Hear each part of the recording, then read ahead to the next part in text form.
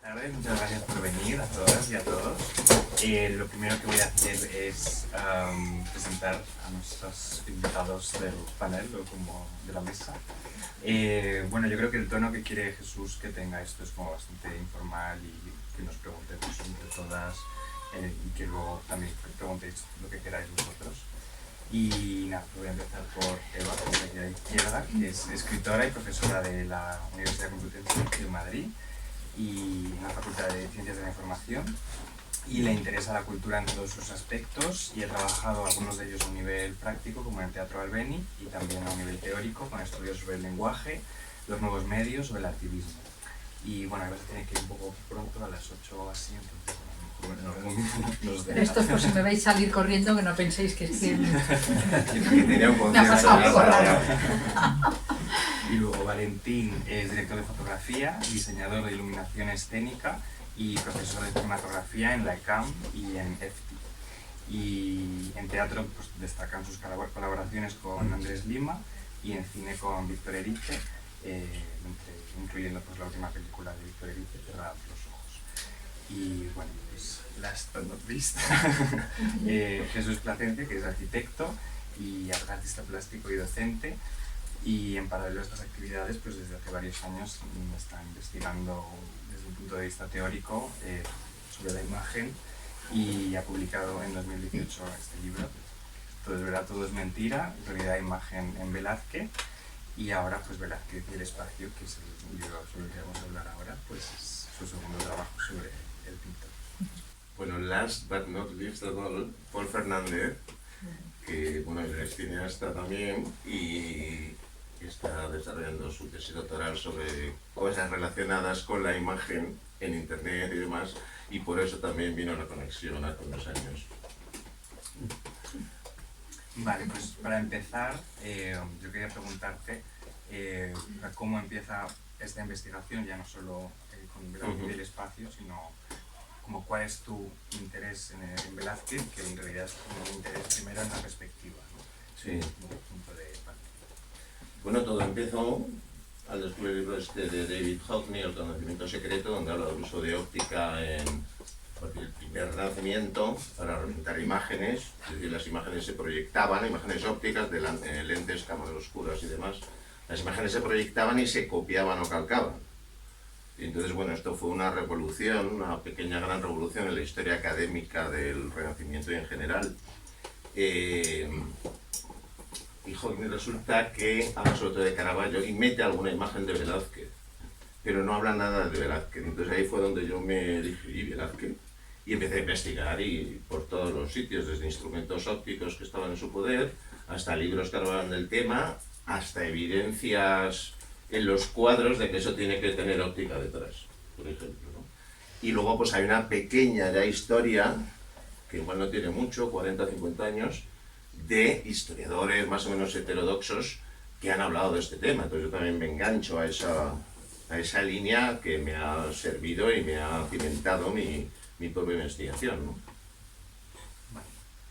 Y bueno, pues os quería también, como para empezar a preguntar a vosotros, ¿por qué os interesa el trabajo de Jesús? Bueno, yo soy la menos especializada en estas cuestiones. Aquí tenemos ni más ni menos a un experto en todo el mundo de imagen, cine.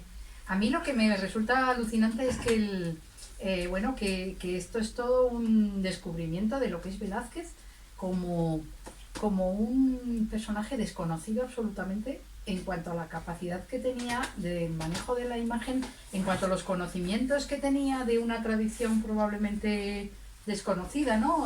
Oculta, sobre lo que es el mundo de la transmisión a través de la imagen, ¿no? Y hemos hablado mucho con Jesús muchas veces de este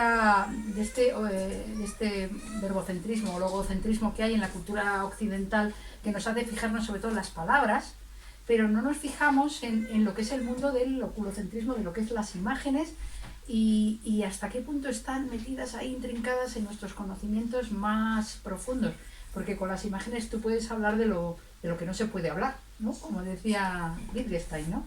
La imagen te transmite lo inefable, pero te lo transmite, ¿no? Y entonces, claro, es un mundo tan apasionante y de repente ver a Velázquez, que yo, por ejemplo, lo conocía del Museo del Prado, de tal, verlo en el contexto de esa tradición oculta, de alguna manera, ¿no? Que tú rescatas, ¿no?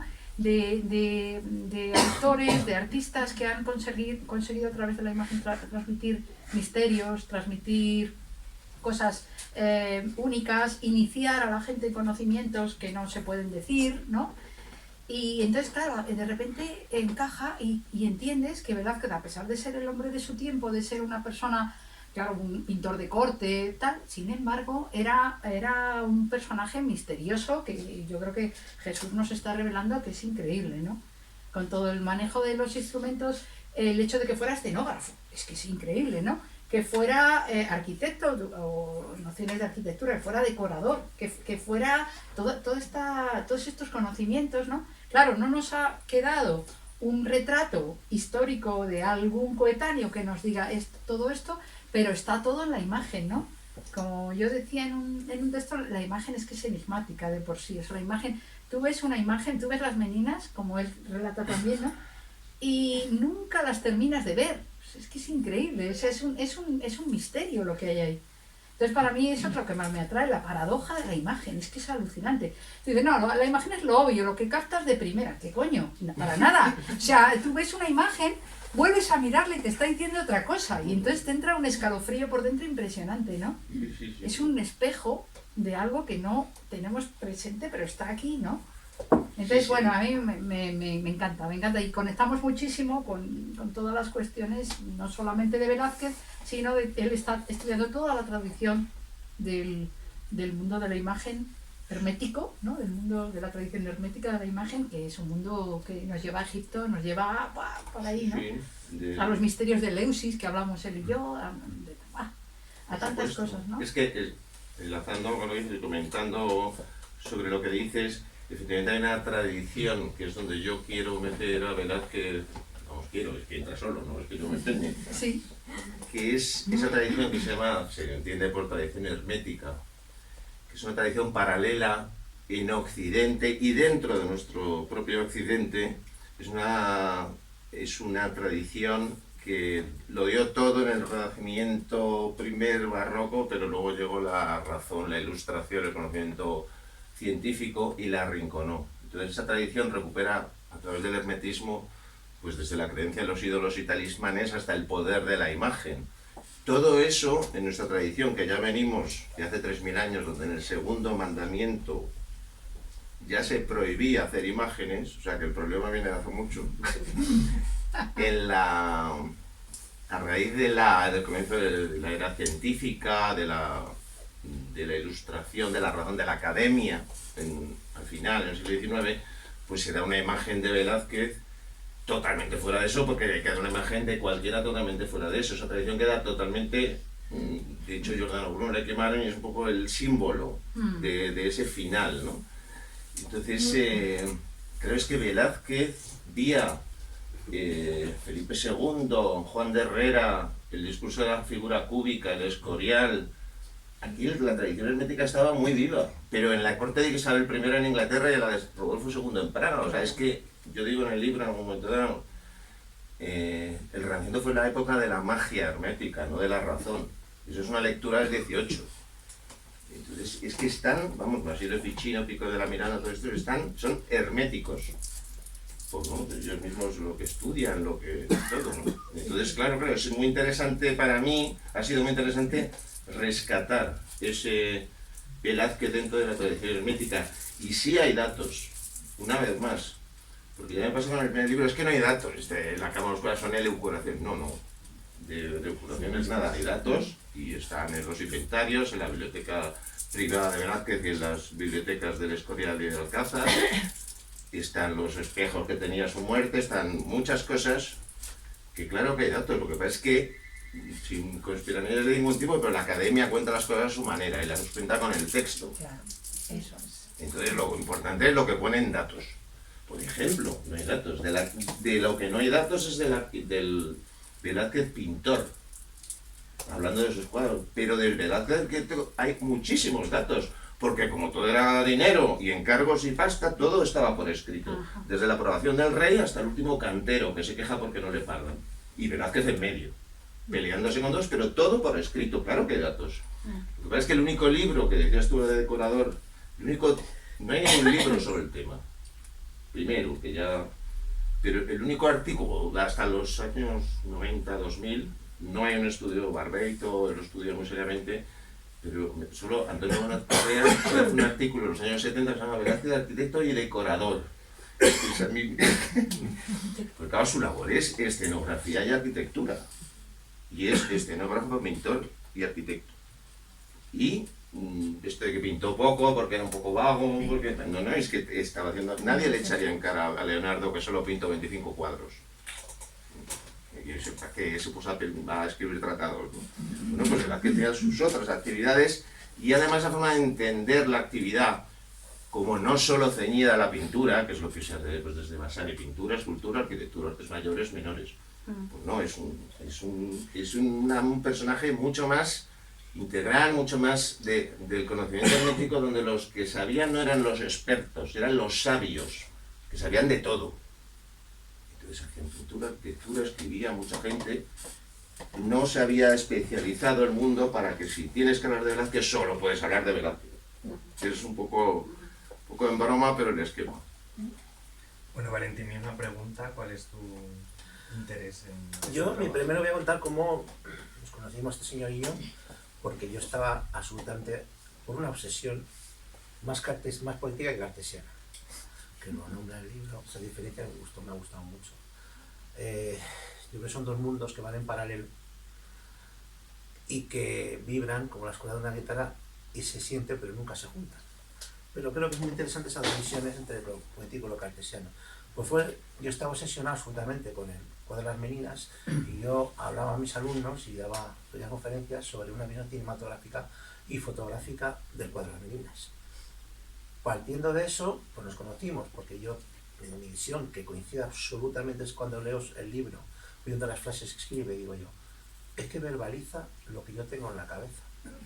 Las ideas, me encanta, porque viviendo con él, no me lo puedo creer, está escribiendo lo que tengo, un barullo en la cabeza, lo escribe perfectamente, y lo escribe, todo mi barullo se va haciendo esa madeja que tenemos en la cabeza, cuando vemos algo nos emociona, y pensamos en ella, al verlo escrito y verbalizado, se te va estructurando perfectamente, y es que estructura todo lo que tengo en mi cabeza hace tiempo, y claro, a partir de ahí, al verbalizarlo, también como lo verbaliza Jesús, se va interconectando con otras partes de las conexiones de Velázquez. Entonces, claro, mi obsesión con Velázquez es tremenda, como también obsesionaba a Francis Bacon, como obsesionaba a Picasso, pues los pintores como obsesionaban a Francis Bacon cuando se muere en su mundo caótico de su habitación de pintaba, el único, que tengo un libro de fotografías muy bonito, de cuando un fotógrafo, no me acuerdo, un fotógrafo inglés, lo único que se ve claramente en el batiburrillo de su estudio, que es un caos absoluto, es un libro de Velázquez tirado en el suelo. Lo único que se entiende ante el mundo cromático y de texturas, podemos decir billones de texturas, porque es imposible de distinguirla, es un cuadro, es Velázquez. Y a través de ese interés sobre Velázquez, porque Velázquez, claro, la obsesión es que yo pensaba, pero ¿cómo es posible que un pintor que nace el último año del siglo XVI, un pintor del XVII, el barroco, pueda tener esa intuición cinematográfica, esa capacidad cinematográfica y fotográfica sin que existiese? Faltaban 300 años. Pero la ilusión de movimiento, ¿verdad? No, Es no es ilusión de movimiento, es una construcción, la iluminación. O sea, ¿cómo ilumina? Ilumina como un planteamiento cinematográfico y escénico. No conocía el cine, pero es escénico, pero tiene mucha relación. Las Meninas, o sea, el encuadre del aire hacia arriba en las Meninas, que arriba no hay nada, sino que el aire que está hacia arriba es totalmente, parece que está hecho con una Hasselblad. Me comentaste, perdona, cuando dije lo de Velázquez fotógrafo, dice, no solo fotógrafo, director de fotografía. Totalmente. Cuéntame eso. Sí, entonces mi conexión fue, cuando veo, es increíble, cuando hay dos seres humanos que están en paralelo, obsesionados con lo mismo y se unen, es una sensación increíble. Es de no creer. Existe el destino, ¿o no? Yo que soy súper, que tengo mi punto cartesiano y soy súper mega ateo, pero de las águilas. pero sí creo que existen las zonas poéticas y creo mucho en la poesía como algo fundamental del ser humano y que la poesía surge con el Big Bang. O sea, que la poesía está ahí. Y sí creo que cuando habla de ese no cartesianismo, que yo le llamo hecho poético y poesía, que por supuesto, es la intuición que tiene, ¿verdad? Que es una intuición poética. Que no sale por supuesto, la intuición poética que está ahí y comienza a conocer diferentes técnicas ópticas que le llevan a esa narrativa y a esa intuición poética de lo que va a venir después. De lo que va a venir después. Claro, desde un punto de vista de ahora, verlo, se entiende y se ve, pero dices, ¿cómo es posible? Sin ningún referente, de ningún tipo, de algo que capte la luz y fije la luz en una emulsión o en un sensor electrónico o fotoquímico. ¿Cómo es posible que haya un ser humano y no conozca conoce la percepción evidente del ojo, pero no conoce que con la percepción de retención retiniana se crea el cine? No lo sabe, pero sin embargo la rueca, la rueda en las hilanderas está en movimiento, está en exposición B. O sea, en sus cuadros hay diferentes tempos. Hablamos ayer de las meninas. Las meninas, cuando tú hablas de las meninas, yo empecé a obsesionarme con ver los cuadros cuando veía, intenté entender que el tiempo, lo que es el tiempo en un cuadro no es explícito, es implícito. Explícito no necesita el cine, la literatura y la música, porque si no, no existe.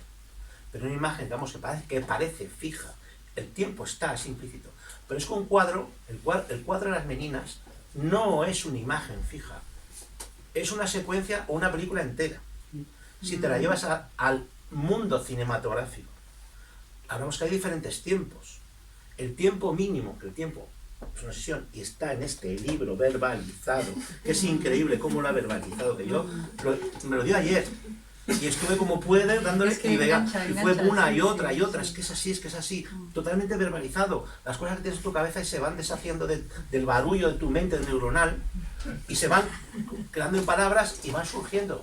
Es increíble, a mí me ha sido increíble porque yo conocía pero este es como más al grano. Aquí está más en el grano. Está más decantado. Más en el grano.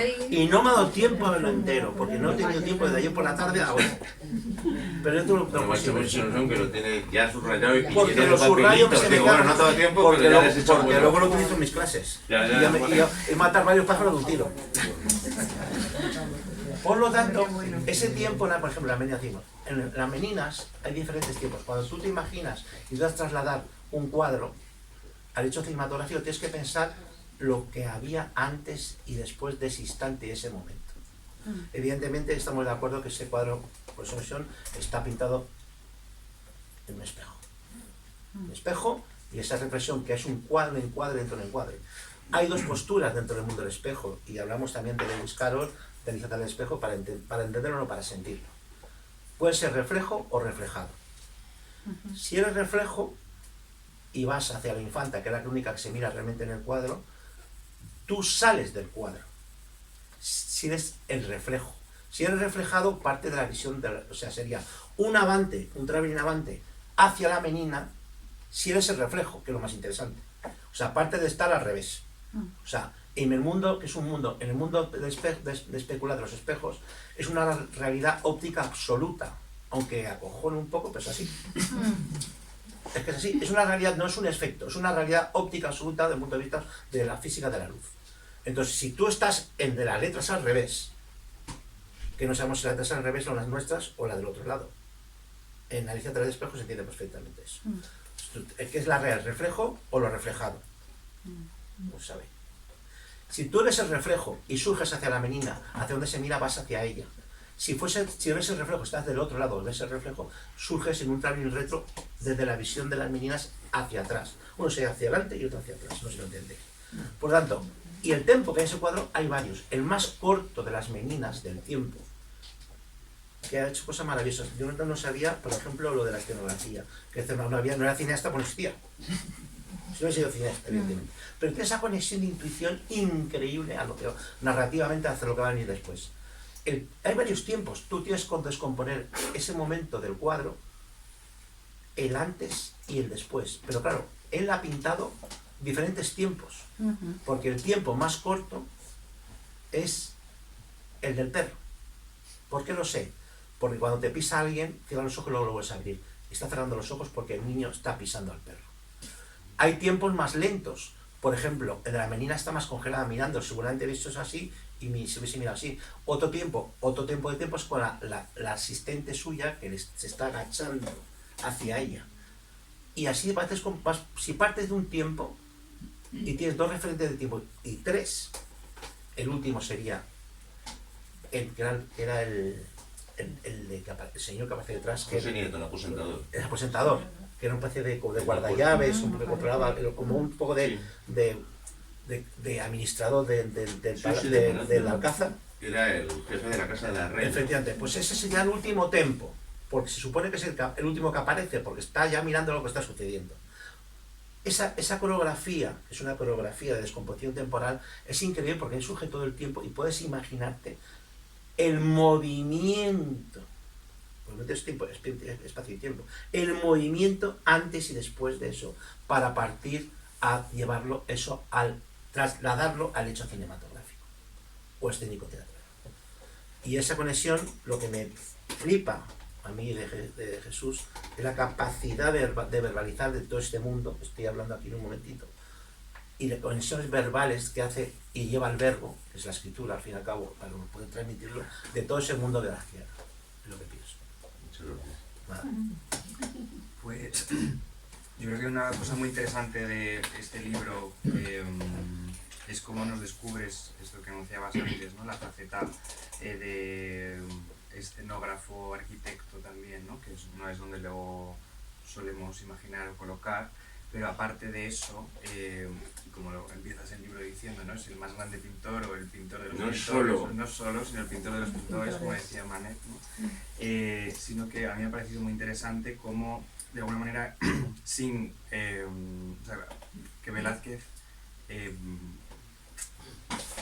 desarrolla una serie de tendencias creativas, o se pueden ver retroactivamente, aparte de la cosa fotográfica, ¿no? Que a lo mejor ha sido la más estudiada, pues también como una tendencia impresionista, cubista, conceptual o incluso pop, ¿no?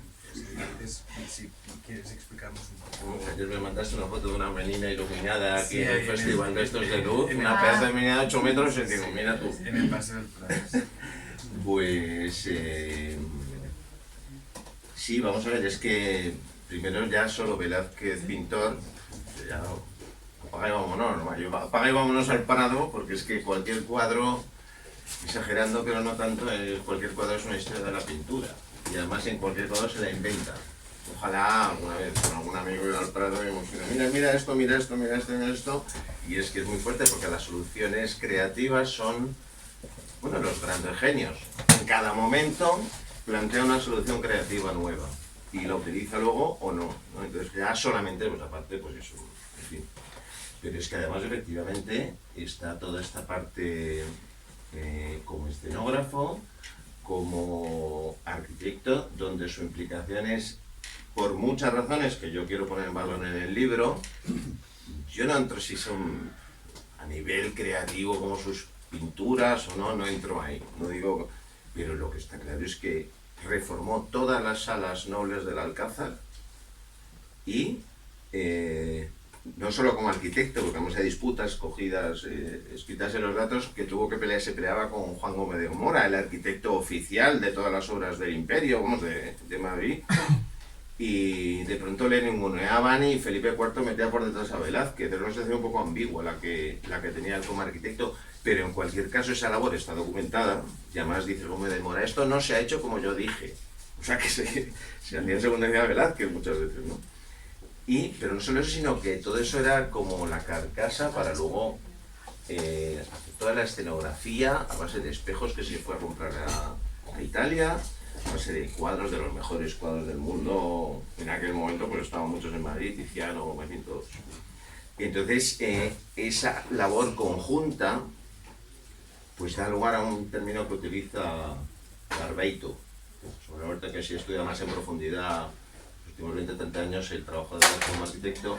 Dice, es que claro, la escenografía de interiores barroca no es ni pintura, ni escultura, ni arquitectura. Entonces, ¿qué hacemos con esto? Fuera. Y como además está Vasari, que dice que lo que hay que ser es o pintor, o escultor, o arquitecto, pues los artes menores, en fin, pues fuera. Entonces, claro, van pelando. Es un proceso muy típico de la forma de construir, bueno, desde Vasari, luego pasado pues por la ilustración, por el 19, por la academia, ¿no? Que se construye esa cosa del genio que de pronto de aguda retina y diestra mano, ¿no? Que decían de Velázquez, o sea, que se ponía ahí y después no por gustar el libro, no. Yo creo que también otra cosa muy interesante es que no es solo una investigación histórica en la que pones en valor la obra o la vida de Velázquez, sino que aparte de conectarlo con todas estas tendencias creativas que decía antes, en los dos libros trazas una conexión creativo-conceptual con el presente y con la posmodernidad. Eso es muy bueno. Y yo creo que eso es como una de las grandes apuestas también, ¿no? del Háblanos libro. tú de eso, que también hablo mucho contigo de eso. Bueno, yo un poco lo que estaba comentando, ¿no? De que efectivamente los grandes artistas, es que para ellos no existe un momento concreto en el que viven, sino que realmente se adelantan en el tiempo, o incluso yo pensaba, cuando tú lo comentabas, que probablemente ellos hasta nos crean a nosotros nuestras formas de visión, que nosotros lo hemos estudiado, lo estudiamos, ¿no? Es decir, un artista tiene una capacidad de construcción de nuestras cogniciones, de nuestras representaciones, de la forma de... Y claro, no porque sea una persona única, sino porque, como tú muy bien dices, bebe de unas tradiciones ahí, que es lo que yo comentaba antes, que nos llegan muy estropeadas por la academia, porque efectivamente las academias tienen tendencia a meter todo en estanterías y a decir nada tiene conexión con nada. Entonces tú tienes que creerte que ese señor no sabía nada de decoración, o no sabía nada de óptica, o no sabía nada y en realidad Velázquez era un tipo, pues como los grandes artistas, que suelen ser gente que está metida en todas las cocinas, en todos los conocen todo, ¿no? Lo ves la gente de teatro, de gente de cine, que bueno, que lo mismo te escriben una cosa, que te pintan una marioneta, o te cosen en teatro, ¿no? El teatro es muy típico, ¿no? De los grandes creadores.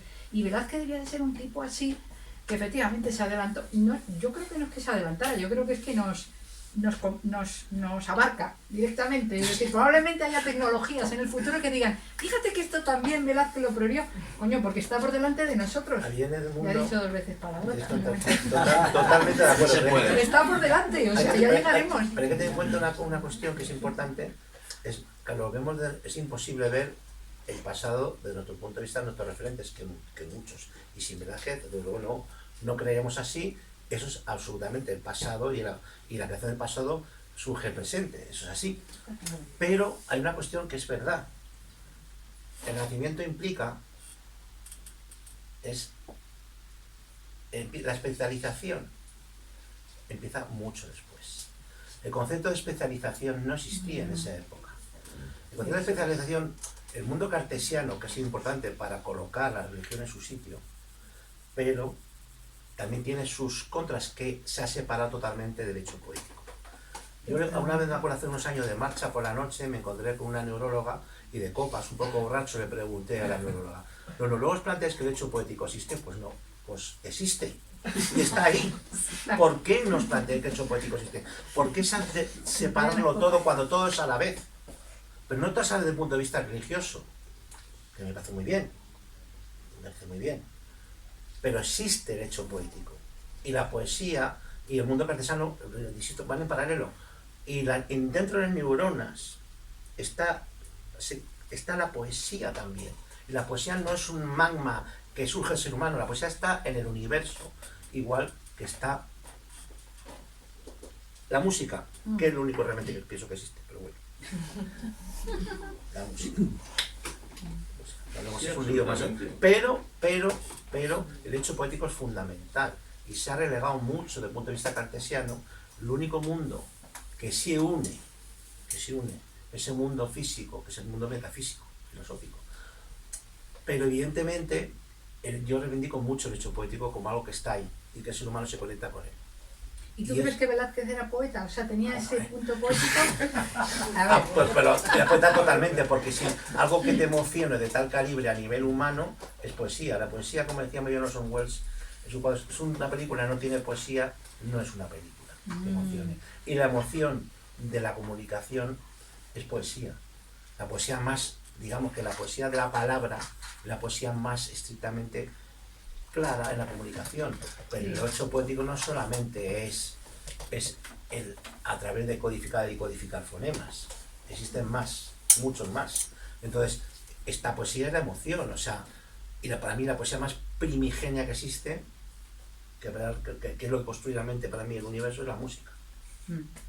Todo está ligado, es que tenemos a separarlo todo. Ese mundo de Soy de letras y ciencias a mí me parece con verdad una mierda. Eso es una mierda porque no existe. La generación del 27, eso no existía. Ha estoy venido de acuerdo después. totalmente contigo. Esto Eso es son una todo mierda, inventos de los académicos. una mierda total, que por eso yo particularmente estoy en contra, particularmente, lo voy a decir aquí, de que muchas carreras, muchos estudios sean universitarios, mientras el acceso a la universidad solo sea para un tipo de inteligencia humana. Totalmente, joder, Y me parece una totalmente aberración. de acuerdo. Pues sí, yo estoy en contra de que todo lo que sea artístico esté fuera de la universidad, desde mi punto de vista. Porque no se puede hacer un solo examen, porque solamente se prima el que asume el conocimiento de sí mismo. De sí mismo. Y los seres humanos es como, me mete un tinglado que yo creo que es importante que tenga con esto, es, sí, como los griegos que eran muy inteligentes, físicamente hacían pruebas. A un tío de fondo le puedes hacer una prueba de si es fondista de nacimiento, y un velocista de nacimiento. Si lo hace siempre hacer fondista, las ruinas y piensa que es un inútil. ¿Qué pasa? ¿Que la inteligencia no es lo mismo? ¿O es que la inteligencia es común a todos la misma exactamente? No. Totalmente.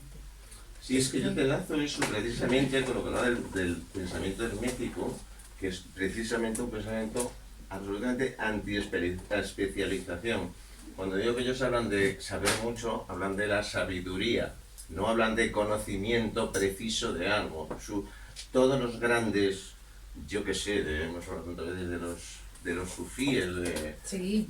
bueno, es que escribieron, aparte de 200 libros cada uno, de botánica, de metafísica, de lógica, de lingüística, de geografía, que te escribieron de todo, porque entendían que era imposible separar. Porque si tú separas, pues sí, el físico es muy bueno, pero lo que a donde llega es a la bomba atómica, porque no hay una moral, en un sentido amplio, no hay una visión global de la existencia. Yo solo me dedico, que usted quiere una bomba atómica, yo solo hago, sin problema, ¿no? Entonces, esa forma en que el conocimiento racional pues se ha hipertrofiado y ha llegado a donde estamos, crisis climática, en fin, todo lo... Es que yo tengo la sensación de que Velázquez lo veía, o sea, lo intuía, o sea, veía que es que el camino cartesiano, el camino de la perspectiva, el camino del esquema, de la jaula cartesiana, ¿no? Pues es un camino que tiene muchas limitaciones y sobre todo la primera es que nos quita el sentido, porque el único sentido es el propio progreso.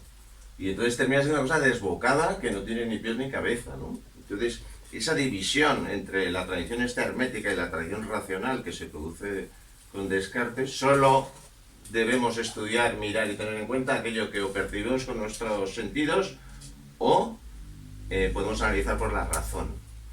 Pues en la tradición sufí está ese famoso mundus imaginalis, la tercera dimensión, una tercera realidad, donde están todas las cosas que los sueños, las fantasías, las ilusiones, lo trascendente, las pesadillas, todo eso que no es ni analizable por la razón ni por los sentidos, pero que existe, por supuesto existe, y el lazo, porque la metáfora en todo ese mundo de la mística de la luz, que también estoy estudiando por todo tal, ¿cuál es? El espejo. Es un sitio donde no tiene realidad física real como puede tener este libro, pero existe, claro que existe. Entonces el espejo está impregnado de toda esa mística que es sufí, pero es hermética como último como la última gran llamarada de todo es saber que es que llega hasta los chamanes y hasta las primeras religiones solares, y todo eso llega a través de la mística de la luz a ese último periodo barroco donde el ser humano es, o sea, la ciencia, lo que ahora se conoce por conocimiento, tiene una base hermética, no racional. Entonces eso es la ruptura de Velázquez. Digamos que yo digo en algún momento del libro, no solo lo criticó porque utilizó la perspectiva 2 veces y mal aposta, todo esto parece muy exagerado, pero os leéis el libro y luego hablamos, sino que o sea, se salta la modernidad y la racionalidad, y de pronto, que te voy a hacer yo a ti una pregunta, te lo voy a hacer ahora aprovechando el tema, de pronto yo veo las meninas, así el primer selfie, jajaja. Bueno, además del primer selfie, la primera videollamada. Es una imagen donde está la imagen general de lo que yo veo para allá y una imagen pequeñita de cómo ellos me ven a mí. Entonces, dice Foucault, en el famoso Las palabras y las cosas, que la viaje de vuelta entre sujeto y objeto, o sea, se rompe la cuarta pared, y el viaje de vuelta de sujeto a objeto pasa a ser infinito. O sea, ya no hay un sujeto, un objeto, tal, sino que, y que por supuesto, este mundo, todo esto nos resuena en Internet. Ya no somos solo consumidores o productores. Todo el mundo lleva una foto, la tunea, hace un meme, lo manda, viene, va, mirad esto qué interesante. Todo eso está un poco en esa ruptura del papel del sujeto y objeto, que es la tradición moderna. O sea, es una estructura muy piramidal de conocimiento, de poder político y económico, pero también de conocimiento.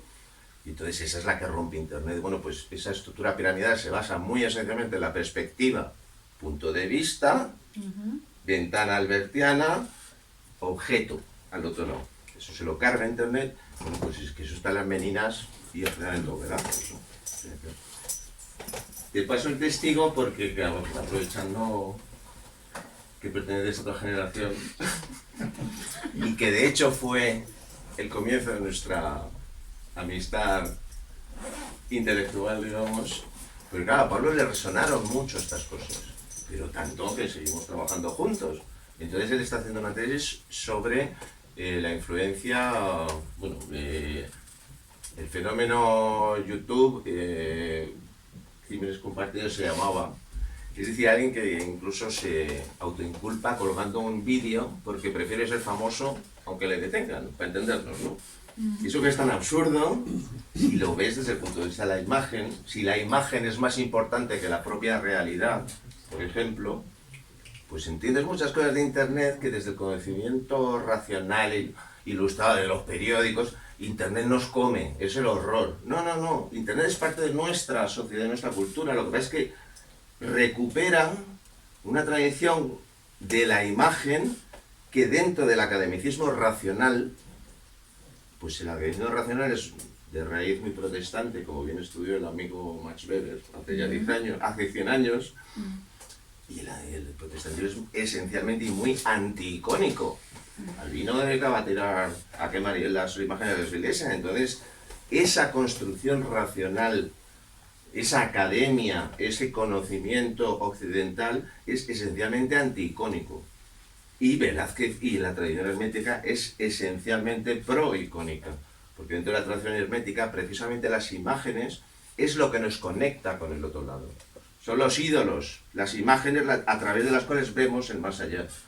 Es lo más importante, de hecho. Bueno, pues desde San Agustín y en adelante, ídolos, a quemarlos. Y dentro de nuestra tradición, pues épocas anticónicas, proicónicas. Entonces todo ese mundo que vuelve a surgir, y por eso ahora ya te quiero leer, es que está en Internet.